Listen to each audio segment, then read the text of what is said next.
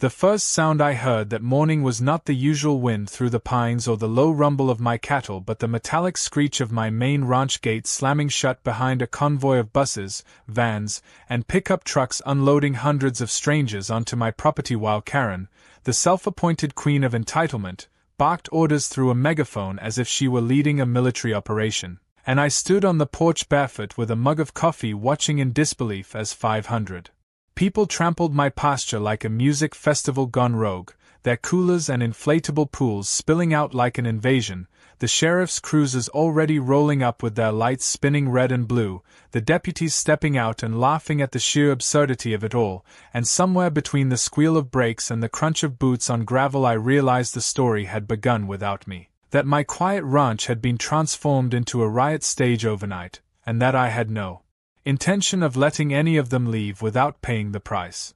Karen, in a shimmering sequin jacket that caught the early sun like a disco ball, strutted to the fence line shouting about a public event she had organized for the community while waving a forged permit high above her head as though a piece of paper could override my deed, and the crowd cheered thinking they were at some kind of free festival while the sheriff, a man with a gut like a barrel and a grin like he'd seen it all, asked me if I knew what was happening, and I simply said this was a trespass on a grand scale, a hijacking of private property, and that if the county wouldn't act then I would.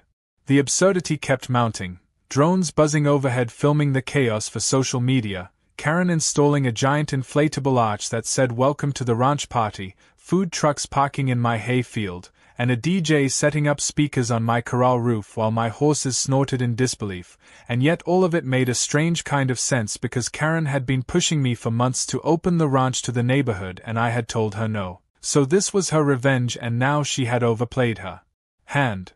Even as the sheriff chuckled, I felt my anger harden into a plan, and without changing my expression I thumbed my phone, tapping into the remote system controlling the heavy steel gates at the perimeter, gates I had built for cattle security but which now became the walls of a fortress. One tap, and the automated locks engaged with a metallic clang that echoed across the hills, the exits sealed without anyone realizing. And I took another slow sip of coffee as the crowd cheered again, thinking it was part of the show. The sheer audacity of Karen's stunt was almost funny, but under the surface it was deadly serious because 500 uninvited guests meant liability, damage, and potential disaster, and as the sheriff told me to lighten up I quietly reminded him that this was private land and that once they were inside without consent it was a different kind of legal game. He blinked at that, his grin fading. But it was too late because the DJ had already dropped the first track and the party had begun. People were unfurling hammocks between my fence posts, tapping my wells for water, plugging extension cords into my barn outlets, all while Karen posed for photos like she had conquered me, and I watched the tide of them surge deeper onto the property like a slow-moving flood of entitlement and thought to myself, you have no idea you're already trapped. The hook of the day was the moment Karen tried to hand me a thank you certificate she had printed with her club's logo on it, a paper acknowledging mutual agreement to host the festival, and when I refused she hissed something about me being a relic and out of touch with community spirit, as if my land, my animals, and my livelihood was simply a backdrop for her Instagram feed. And that was when the irony hit me so hard I nearly laughed because she thought she was the hunter but she had walked her prey straight into the cage. Around that time the first rumblings of unease swept through the crowd as cell service flickered and died because the hills blocked the signal and my Wi-Fi was locked, and then they noticed the gates had closed and the deputies were no longer laughing but speaking into their radios, and Karen climbed onto a hay bale to rally them shouting about how she had exclusive rights and how everything was fine, but her voice had a tremor now and some of the food trucks started turning toward the exit, only to find it sealed. This was the moment the sheriff came back to me, hat in hand, asking me to explain, and I said calmly that no one leaves until the property is restored and damages are paid, and that if he wanted to keep the peace he'd better advise them to stay put. As the sun climbed higher, the absurdity became a living painting, inflatable unicorn floats bouncing in my stock pond, kids chasing my chickens while influencers filmed slow-motion videos, deputies trying to separate two grown men fighting over a portable grill, and through it all Karen's face shifting from triumph to confusion to dawning panic as she finally began to grasp that her army of freeloaders had no easy escape. I had started the day as a bewildered host to a trespass, but now I was the warden of an open-air pen, and the comedy of the situation was that none of them realized I had been preparing for something like this ever since Karen started meddling months ago, building fences, upgrading gates, and installing hidden cameras, so while they thought they were seizing my ranch, I had actually seized them. By late morning, news helicopters were circling, deputies were taking statements, and Karen's megaphone was dead, leaving her to scream without amplification while I stood silently, sipping the last of my coffee, thinking how perfect it all was. She had brought the circus to my door, but now she and her performers were locked inside the tent, and the show was only just beginning.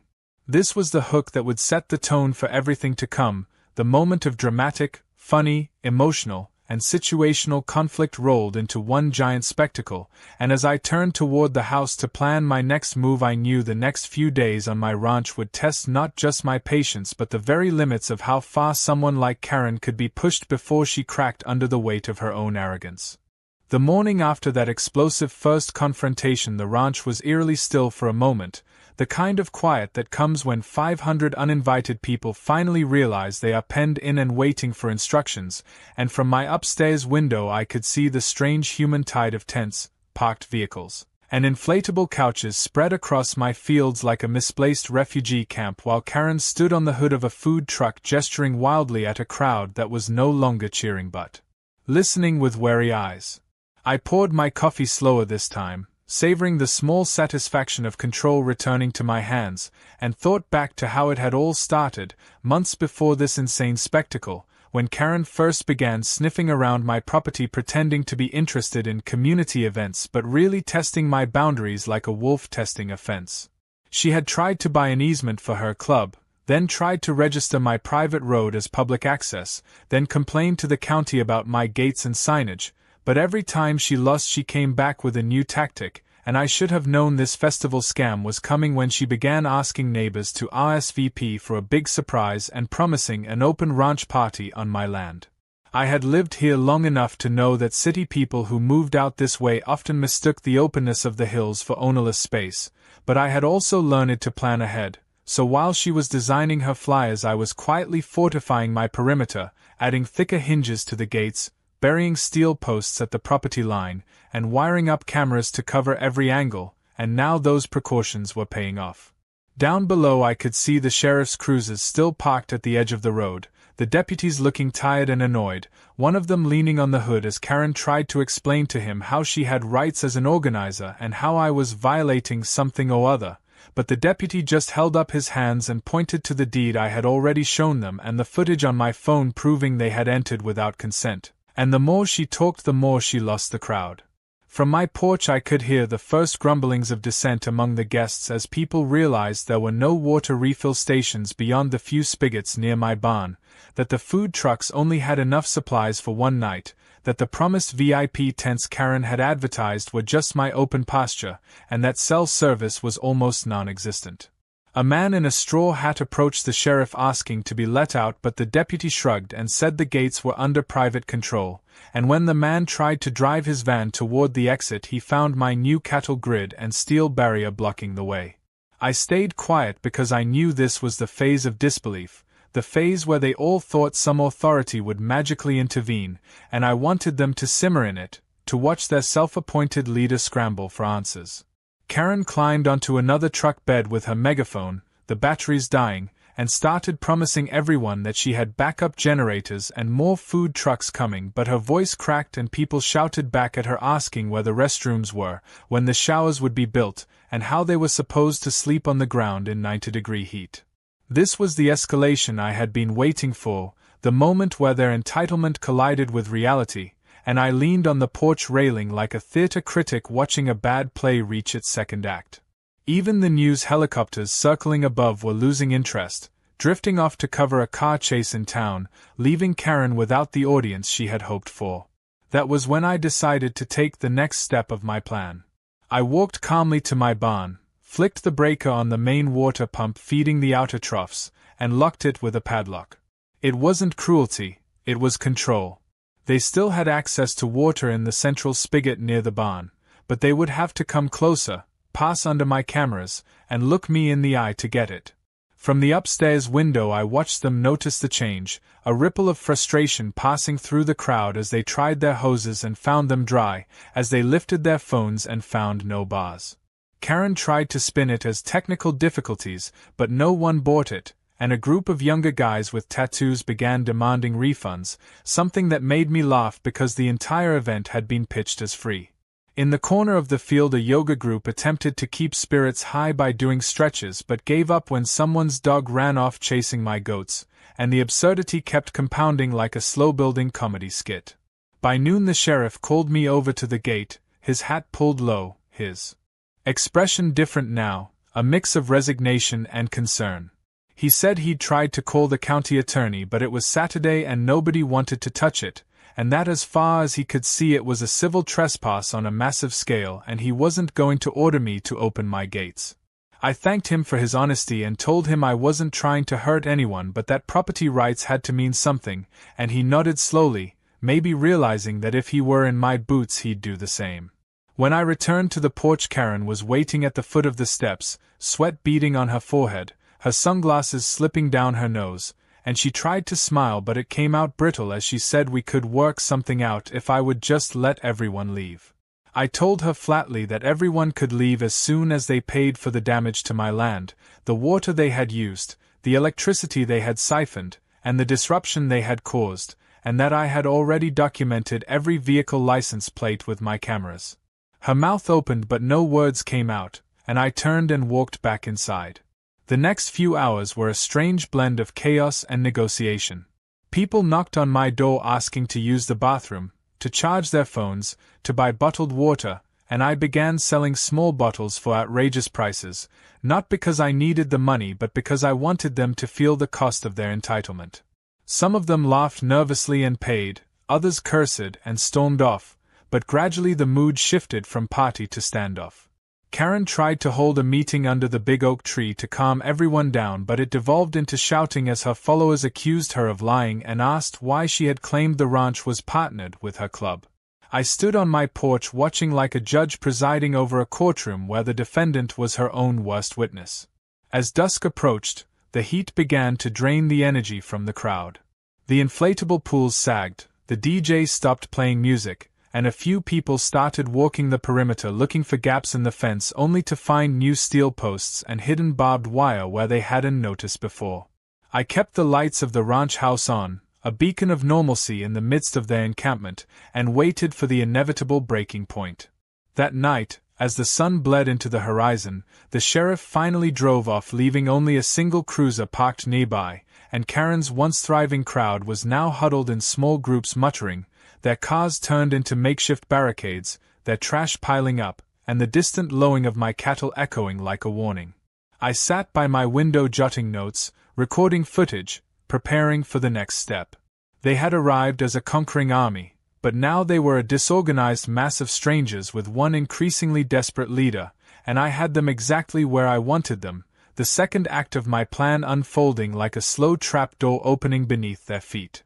By the third morning the ranch had transformed into something between a ghost town and a pressure cooker, the 500 people who had swarmed in with such energy now sitting in their vehicles or under makeshift tarps with sunburned faces and short tempers, their laughter gone, replaced by muttered arguments and the metallic hiss of car doors opening and closing as they shuffled supplies between themselves like traders on a failing market floor, and from my porch I watched the slow collapse.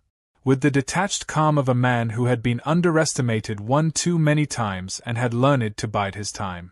The air smelled of dust and spoiled food from the food trucks whose generators had run dry, the buzzing of flies around discarded plates rising like a warning, and still Karen prowled among them trying to project authority, wearing a wide-brimmed hat now, sunglasses hiding her eyes, but her shoulders slumped and her stride uneven as though the weight of her own deception had settled on her back.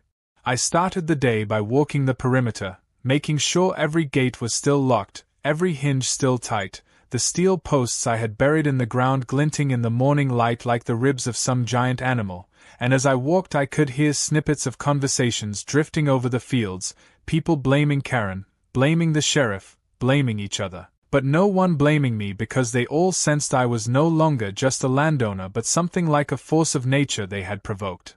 When I returned to the porch, a young couple approached with hands raised, asking quietly if they could leave if they promised never to come back, and I told them calmly that leaving wasn't impossible but that they would have to settle for damages first and that until then the gates would remain closed, and they stared at me as if they couldn't decide whether I was joking or not, then slunk back to their van, and I felt no satisfaction in it, only the grim logic of consequences playing out. The sheriff returned mid-morning, his cruiser kicking up a trail of dust, and this time he didn't even try to smile, just leaned against the hood and lit a cigarette, telling me county officials were furious at Karen for forging permits and that the district attorney was preparing charges, but that for now there was still no legal mechanism to force me to open my gates because this was technically trespass and not imprisonment, and I nodded and said I would release them when restitution was arranged, and he blew smoke into the hot air and muttered that maybe they needed a few days in the sun to learn something about boundaries. Back at the encampment, tensions were boiling. One of the food trucks tried to drive toward the exit but only managed to wedge its front bumper against my cattle grid, sending a shower of sparks and leaving its wheels spinning uselessly while the crowd groaned. Karen tried to spin it as a temporary setback, but her voice cracked and someone threw a plastic bottle at her feet, and that was when I saw the shift, the crowd's loyalty snapping like a frayed rope. By noon a group of men began dismantling one of the inflatable arches, trying to shade their cars with it, while another group tried to siphon gas from parked trucks to run a generator. I sat on the porch with my coffee watching the tiny dramas play out like scenes in a theater, my cameras recording every moment, my legal case building itself without me lifting a finger. When the heat became unbearable, people started coming up to the central spigot near my barn, the only water source still active, and I stood nearby silent, watching them fill jugs and buckets under the eye of my cameras, some muttering apologies, others glaring, and the act of having to come so close to the house seemed to remind them whose land they were on. Karen, meanwhile, tried to negotiate again, climbing the steps of the porch with a forced smile, holding a folder full of documents, saying we could call it even if I just opened the gate, but I reminded her that damages were mounting by the hour and that every footprint in my pasture was money out of my pocket, and she dropped the smile and hissed something about me being a sad old man, and I looked past her at the crowd and saw their eyes shifting from her to me, measuring the two of us. Like jurors. As the day wore on, the desperation deepened. People began to hang sheets over their car windows to block the sun, dogs barked constantly, a child cried for an hour without stopping, and the once festive music had been replaced by the sound of generators dying and voices arguing. Around 3 in the afternoon a storm began to build on the horizon, a dark bruise of clouds rolling over the hills, and I almost pitied them because the storm would hit them out in the open while I would be safe in my house. But I reminded myself that pity was what had led me to tolerate Karen's meddling in the first place. When the first drops fell, the crowd scrambled, dragging their belongings under trucks, stuffing electronics into coolers, shouting at Karen for not arranging tents, and as the rain came harder the field turned to mud, vehicles sinking slightly, and Karen's shiny hat drooped with water. From my window it looked like a defeated army retreating under enemy fire, except there was nowhere to retreat to. By evening the storm passed, leaving a wet and sullen encampment. The sheriff returned briefly to check on things, nodding at me with a look that said he'd given up trying to mediate, and then he drove off again. Karen stood ankle-deep in mud screaming at someone over a walkie-talkie that no longer worked, her hair plastered to her forehead, her sequined jacket now a soaked rag, and in that moment she looked less like a queen and more like a child who had lost her toys. I spent the evening in my barn, feeding my animals, checking my locks, and writing notes on what had transpired, thinking how quickly power shifts when illusions break. That night the encampment was strangely quiet except for the occasional rev of an engine or a shouted curse, the sky clear and full of stars, and I felt the first real sense of victory, not because they were suffering but because they were learning, finally, that land and labor and privacy are not free stages for their entertainment. Before bed I walked the fence line one more time, the steel posts glistening in the moonlight, the locked gates silent sentinels, and as I turned back toward the ranch house I saw Karen sitting alone on a folding chair in the mud, her phone dead in her hand, staring at the dark hills as if they might open and swallow her, and I knew we had reached the point of no return, the moment when the siege stopped being a joke and became a reckoning. The third chapter of this saga was not about me taking action but about them confronting the reality of what they had done, and as I shut the door behind me I felt the weight of silence settle over the ranch like a verdict waiting to be read. By the fourth day the siege had turned from a spectacle into a slow, grinding test of willpower. The 500 who had stormed my ranch now reduced to pale, sunburned, mud-spattered figures moving sluggishly between cars and makeshift tents, their eyes sunken from lack of sleep and their voices hoarse from arguing, and from my porch I could sense that the first real cracks in their collective resolve were about to split wide open.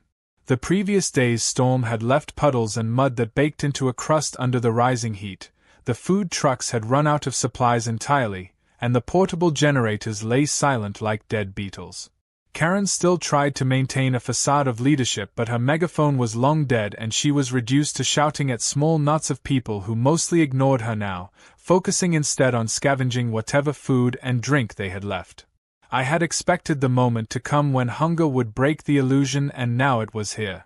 In the early morning I rose before dawn and walked to the barn, flipping off the remaining outdoor lights, locking up the spigot, and quietly moving the last of my feed and supplies into an inner storage room. I had no intention of letting them actually starve to death, but I needed them to feel the pressure, to realize that their comfort and resources were entirely at my discretion, that their trespass had consequences far beyond a mere fine. As the sun climbed I watched them cluster around the last functional water source, whispering about rationing and trade, some even approaching me timidly with offers of cash or jewelry if I would unlock the gate. I refused them all politely, explaining that the county had already begun proceedings and that once restitution was arranged they could leave, but until then the gates stayed locked. Each time I repeated this their faces grew longer and their eyes darted nervously toward Karen, who by now had retreated into one of the larger vans, its windows covered with towels for shade.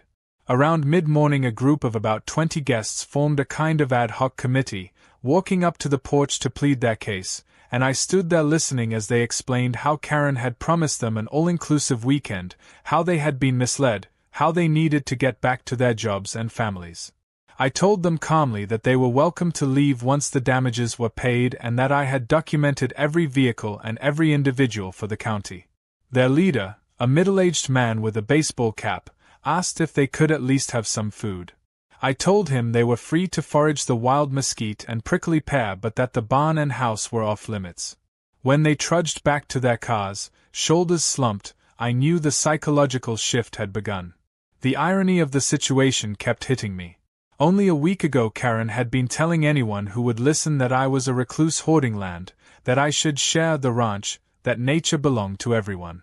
Now the same people who had cheered her were glaring at her with open contempt, their cell phones dead, their stomachs empty, their fancy festival clothes streaked with dirt. By noon the first real confrontation broke out. A food truck driver tried to ram the outer gate with his van but got stuck on the cattle grid and shredded his tires, sending sparks across the mud. A group of men tried to push the van off but failed, and the sound of metal scraping against steel echoed like a warning. I called the sheriff, who arrived an hour later shaking his head, telling the driver he had just added another criminal charge to his record. The crowd fell silent at that, realizing that the county was not on their side, that the law would not swoop in to save them. After the sheriff left I decided to escalate my own measures. I went to the barn and locked the last water spigot, leaving only a single narrow line running to a trough near the house. If they wanted water they would have to come even closer, file through a narrow path under the cameras. I also started playing recordings of coyotes at night over my loudspeakers, not to scare them but to remind them they were deep on my land, under my control.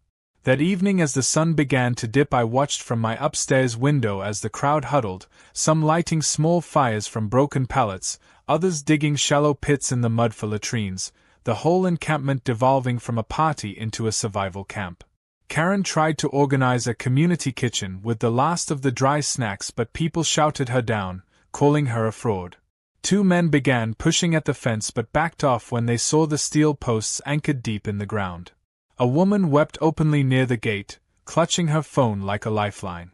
I stayed silent because this was the necessary breaking point, the part of the story where they realized I wasn't bluffing.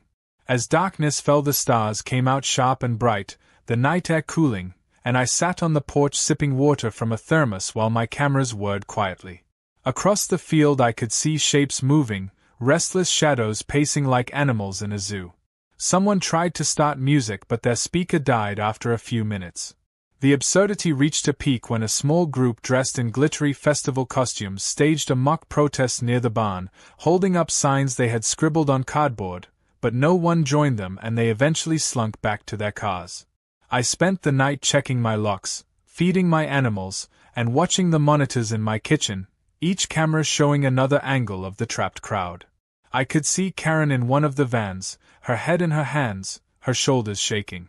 For a moment I almost felt pity, but then I remembered her smug face on the day she rolled in with 500 uninvited guests, shouting orders through a megaphone, acting like she owned my land, and the pity drained away. Around midnight a fight broke out near the gate between two groups arguing over a stash of bottled water. The noise woke the whole camp. Headlights flicked on as cars repositioned, people shouting curses into the night. I stayed in the dark upstairs, the cameras recording everything, my hand on the phone ready to call the sheriff if violence escalated. But after a few minutes it died down, the crowd sinking into exhausted murmurs. When dawn crept over the hills again I was still awake, watching, waiting, knowing that the next phase of my plan was about to unfold and that by starving them of comforts and illusions I had forced them to face the truth of their situation. By now even the most stubborn guests knew Karen's promises were empty and that my gates were not decoration. This chapter of the siege was not about cruelty but about leverage, about demonstrating that property rights meant control, and as I watched the light wash over the ruined encampment I knew the tipping point was close, that soon they would either capitulate completely or attempt something desperate, and either way the balance of power would remain with me.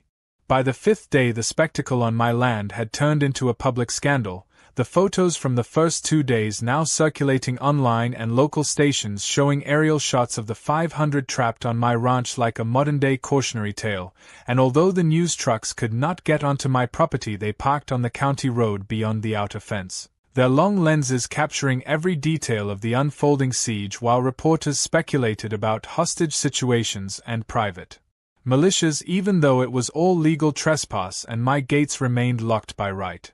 The sheriff came back with a pair of county lawyers, their ties loose, their faces tired, and asked if I would at least meet with them under the big oak tree so they could negotiate some kind of exit plan. I agreed, not because I planned to let everyone go but because I knew this was the stage of the story where the outside world tried to step in and solve what Karen had created. As we walked toward the tree the crowd shifted nervously, some hopeful, some angry, their faces streaked with dust and desperation. Karen emerged from her van, her sequined jacket gone, her hair matted, clutching a sheaf of crumpled papers she tried to present as permits. The county lawyers examined them briefly, their brows knitting, then looked at her as if she were a child caught forging a note to skip school. They asked me to explain my side and I laid it out calmly.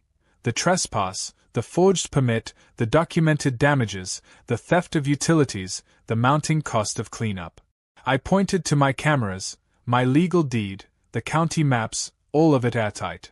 The lawyers nodded slowly and told Karen she had no legal right to bring people here and that she could be charged with fraud and conspiracy. The crowd murmured at that, a low tide of anger turning toward her. The lawyers then turned back to me and asked if I could unlock the gates at least partially, but I told them I would not until restitution was arranged and that I would not negotiate directly with 500 people but only with their leader. Karen tried to say she was not their leader but the crowd shouted her down, a chorus of curses and accusations. One woman stepped forward with a baby on her hip, shouting at Karen for lying, while a man waved a broken cell phone shouting about lost wages and missed flights. The sheriff stepped between them but it was clear the balance of power had shifted entirely.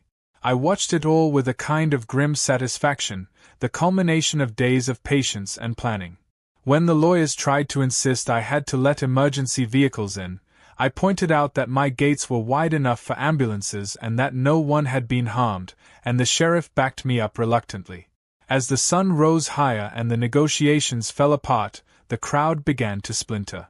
Some tried to organize carpools to the gate only to be stopped by the steel posts, others tried to call for helicopters but had no signal. My cameras caught everything, each frustrated attempt like another nail in Karen's coffin. By noon the county lawyers had given up and left, promising charges against Karen and telling the crowd they were on their own. That was when I decided to make my next move. I sent a message through the sheriff to the crowd. I would open the gate for anyone willing to sign a statement of trespass and a payment agreement for damages, and that anyone who refused would remain until the county took them into custody. The sheriff relayed it over his loudspeaker and the reaction was immediate, a surge of voices shouting at Karen, some cheering at the possibility of escape, others suspicious. Karen tried to rally them, calling me a tyrant, but her voice was lost in the chaos. By mid-afternoon a small line had formed near the fence, people ready to sign, but Karen ran to block them, screaming that they were betraying her. A scuffle broke out, 2 men pulling her away while a woman with a sun hat demanded to be released. I stayed on the porch watching, knowing the crowd was eating itself alive. As the day wore on, the media outside grew more aggressive, flying drones over the property, shouting questions, but I ignored them. My focus was on the people inside the fence. They were breaking into factions now, one group around Karen still defiant, another group pleading to leave, and a third group scavenging and planning without any allegiance. This was the legal and media pressure I had anticipated, the point where public opinion shifted from seeing me as a villain to seeing Karen as the con artist. At sunset the sheriff returned once more, this time not to negotiate but to witness the first wave of releases. About 30 people came forward, hands trembling, ready to sign the documents I had prepared. They wrote their names, admitted trespass, and promised to pay damages. In return I unlocked a small section of the gate for 5 minutes and let them out under the sheriff's supervision.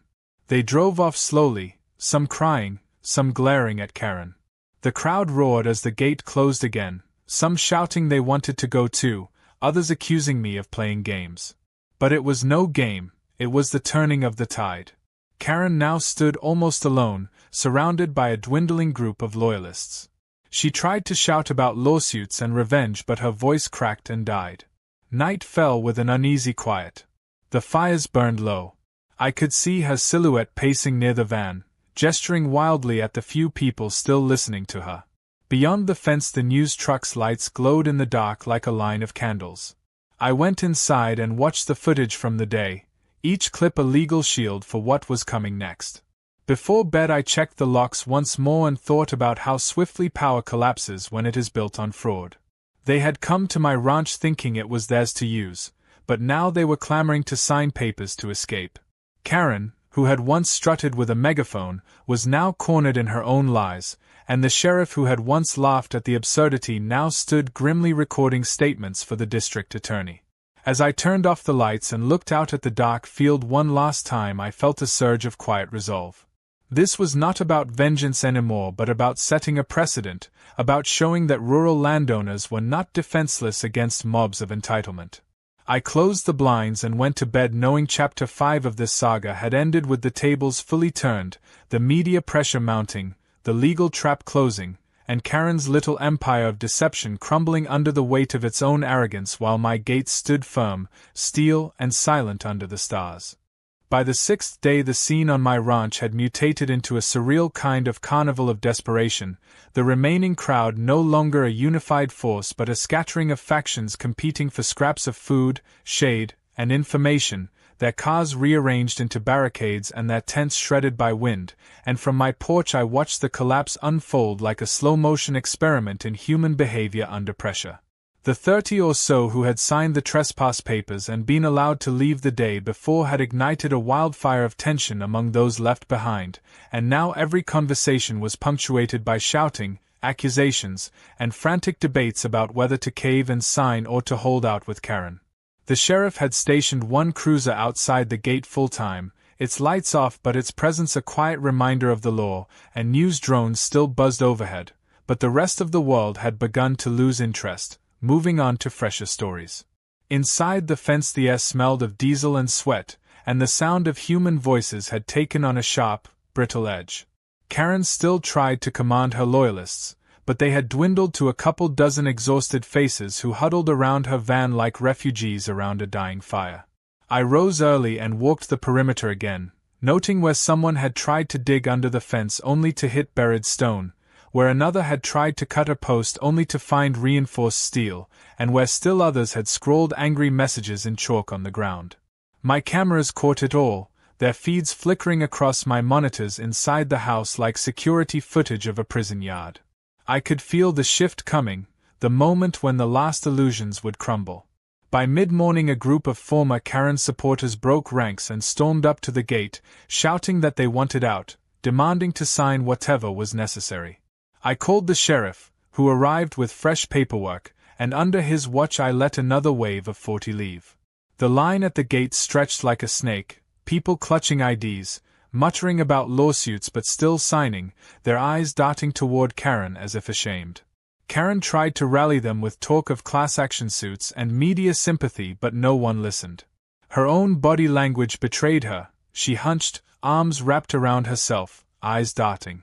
It was strange to watch her erode in real time, a woman who had thrived on public attention now visibly shrinking as the cameras turned away. Around noon the chaos took a comedic turn when one of the food trucks, long since empty, was rolled by a group of teenagers into the center of the field to use as a stage for mocking speeches. They mimicked Karen's voice with a broken megaphone and the crowd roared with bitter laughter.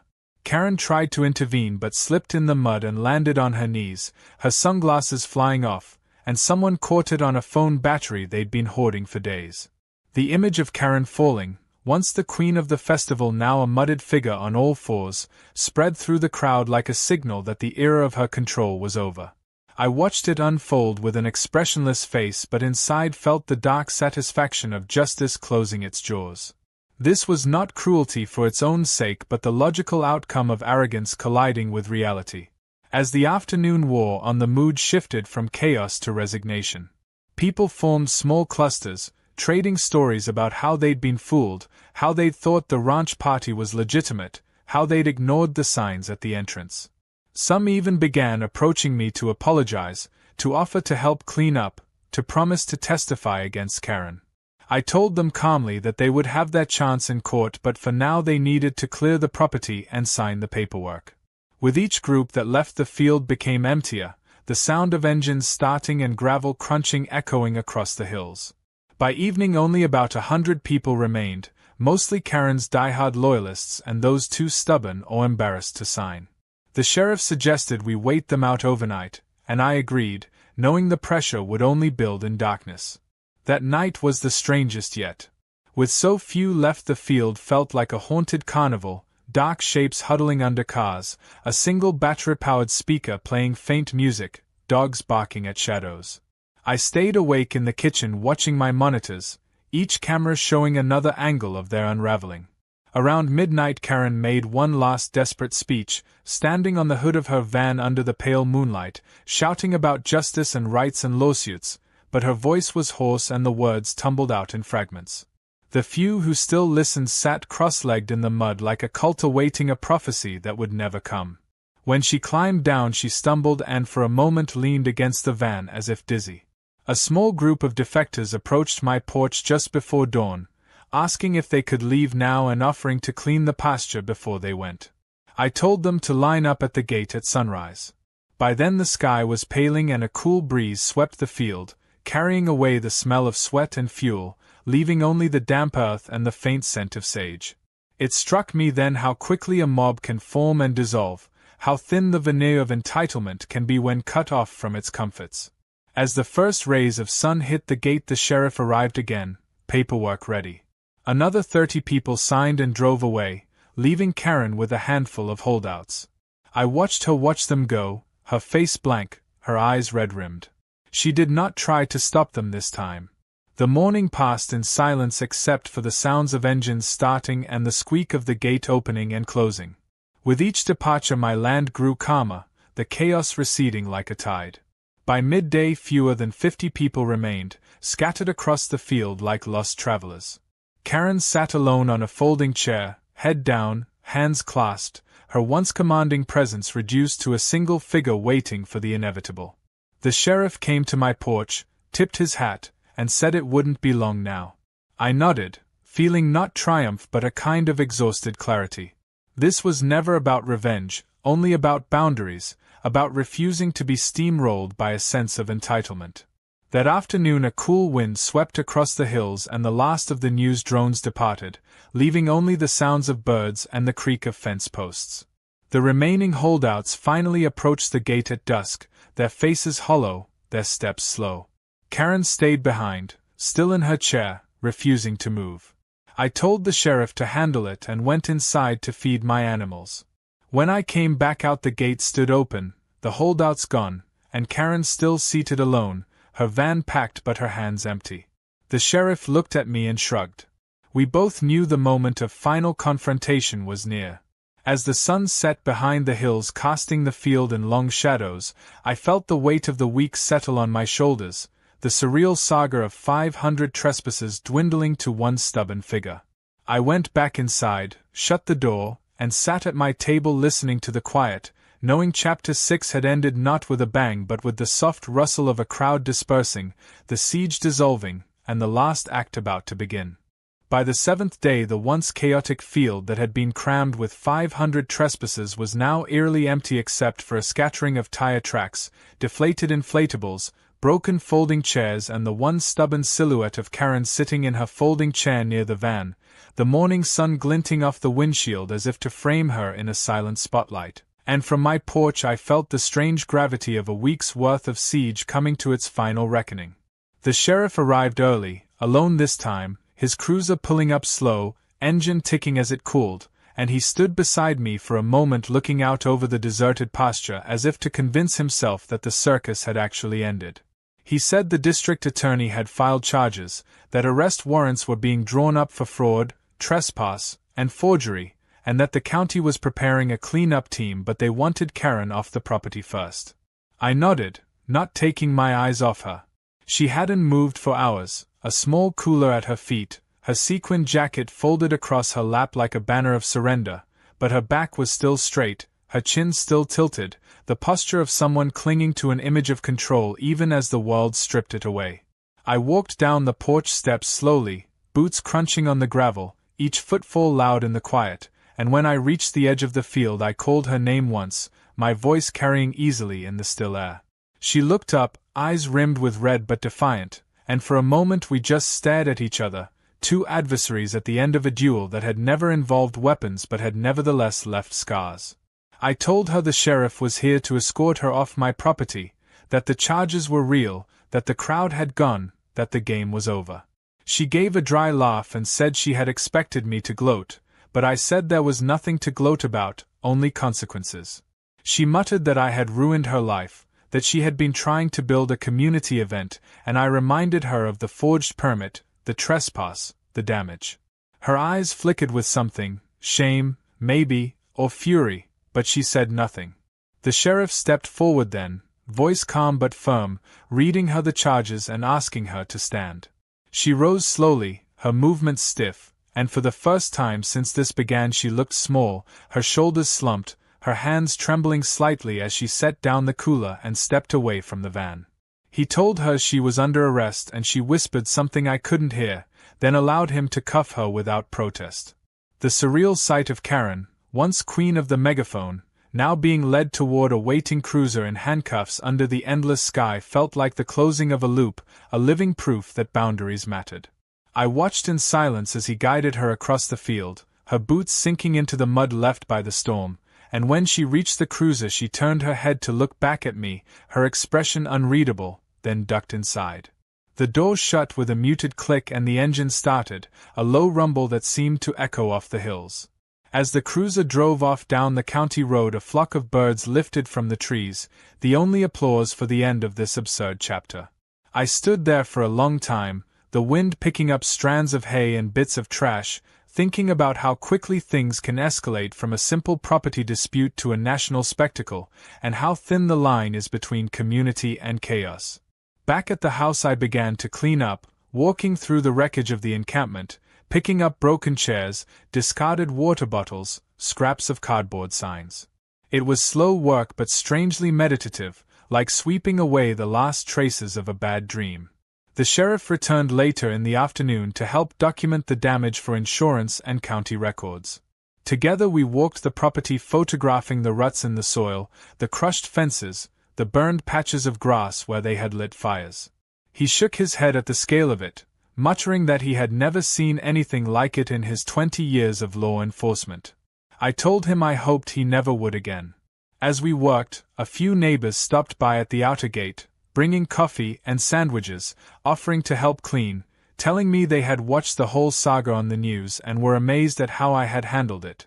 Their presence reminded me that not everyone out here wanted to take advantage, that some people understood what it meant to live with land and animals and privacy. By evening the field looked emptier, the worst of the debris gathered into piles. I sat on my porch watching the sun sink behind the hills, the quiet settling in thicker than before. It was over, but it didn't feel like victory, more like a return to normal after a storm, the silence of a place remembering itself. I thought about Karen then, about the choices that had led her here, about how entitlement can twist into delusion, about how crowds can be whipped into frenzy by promises of something free. I wondered if she understood now what she had done, if she would ever apologize, but I doubted it. The next day crews would come to haul away the rest of the trash, the county would file its charges, the news cycle would move on, and my ranch would slip back into obscurity. But as the last light faded and the stars came out, I realized something had changed permanently. My gates would never again be just gates, my fences never again just fences. They were symbols now, lines drawn in steel and earth, proof that even in an age of viral mobs a man could still defend his ground if he prepared, if he refused to be bullied into submission.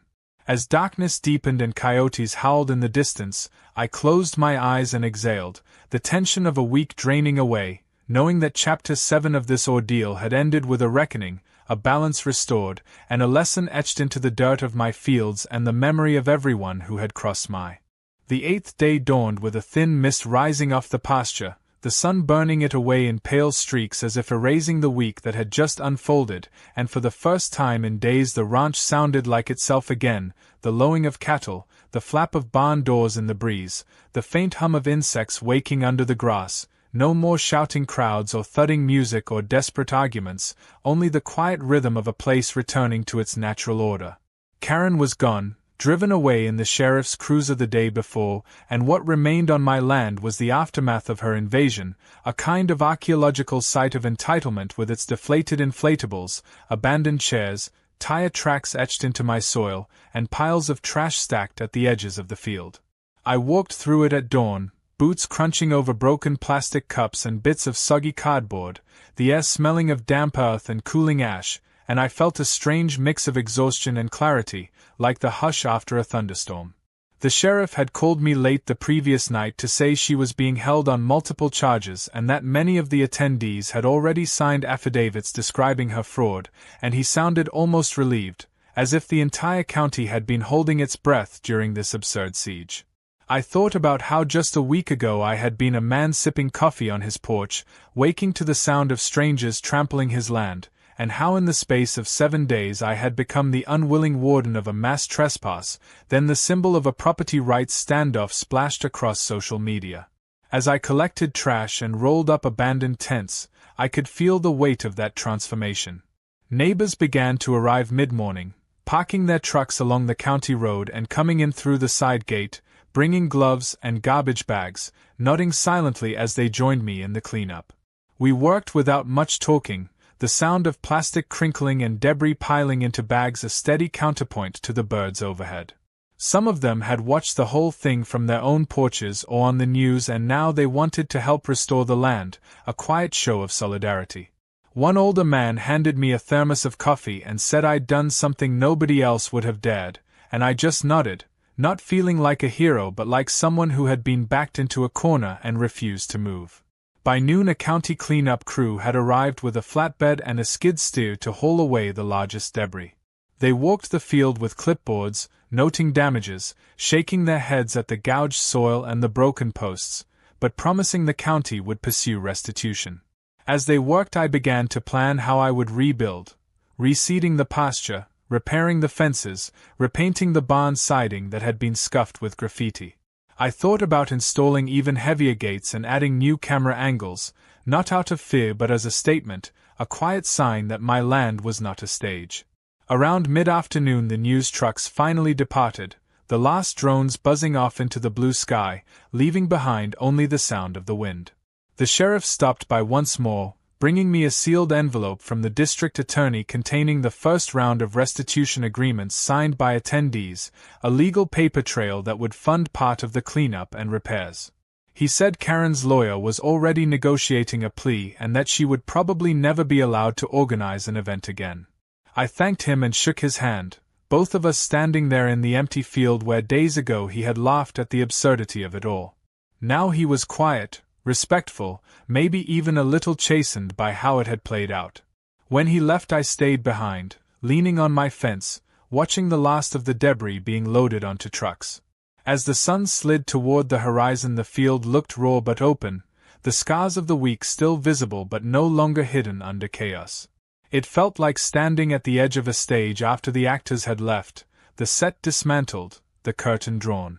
In that moment I felt an unexpected sense of gratitude, not for the ordeal itself but for what it had clarified, that preparedness, patience, and principle could stand up even to a mob whipped up by entitlement and false promises. This was not a victory in the loud, triumphant sense but a quiet reclamation of order. The ranch was mine again, and the silence was its own kind of applause. As twilight deepened I went to the porch and poured myself a drink, sitting in the same chair where a week earlier I had stood barefoot with coffee watching buses unload 500 strangers. I let the memory roll over me, not as a nightmare but as a lesson, the week replaying in flashes. The gates clanging shut, the sheriff's smirk fading, the storm soaking the encampment, the lines at the spigot, the exodus at the gate, Karen led away in cuffs.